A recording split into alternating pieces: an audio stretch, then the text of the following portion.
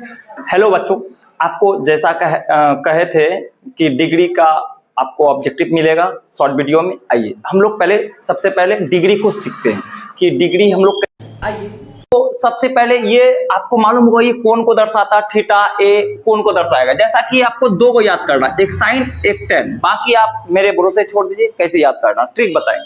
जैसा कि sign 0 degree का मान क्या होता है, बोलिएगा 0 होता है। साइन 30 डिग्री का मान क्या होता है, तो 1/2 होता है। ठीक है। साइन 45 डिग्री का मान क्या होता है, तो 1/√2 होता है, लिख देना। साइन 60 डिग्री का मान क्या होता है, तो √3/2 होता है। और साइन 90 डिग्री का मान क्या होता है, 1 होता है। ठीक है।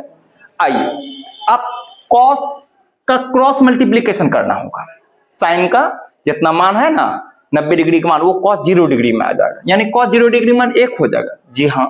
कॉस 30 डिग्री मान, तो क्रॉस मल्टीप्लीकेशन सोचिए, लिख देना है आपको। और साइन 45 डिग्री मान और कॉस 45 डिग्री मान दोनों आपका क्या होगा, समान होगा। दोनों आपका समान हो गया ना। अब बोलिए और कॉस 60 डिग्री का मान क्या होगा, देखिए जाके। साइन 30 डिग्री मान क्या है, 1/2, यहाँ पे 1/2 बैठा देना आपको।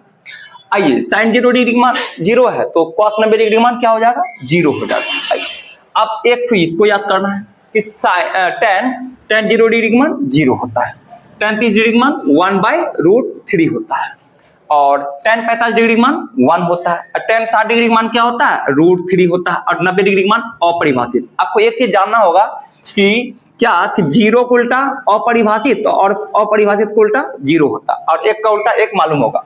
आइए tan को उल्टा क्या होता है, cot होता है, तो 0 को उल्टा अपरिभाषित, 1/√3 को उल्टा क्या बोलिएगा, √3 होता है। बोलिएगा 1 को उल्टा 1 होता है, √3 का उल्टा 1/√3 होता है, 1/√3 लिखिएगा, और अपरिभाषित का उल्टा 0, जैसा आपको बोला गया है। अब देखिए कॉस का उल्टा क्या होता है, सेक होता है, तो मान भी उल्टा दीजिए। 1 का उल्टा 1 है, √3/2 का उल्टा 2/√3 लिखना है आपको, 1/√2 को उल्टा √2 लिखना है, 1/2 को उल्टा 2 लिखना, 0 को उल्टा अपरिभाषित आपको बोला गया है। अब आइए साइन को उल्टा क्या होगा आपका, कोसेक होगा।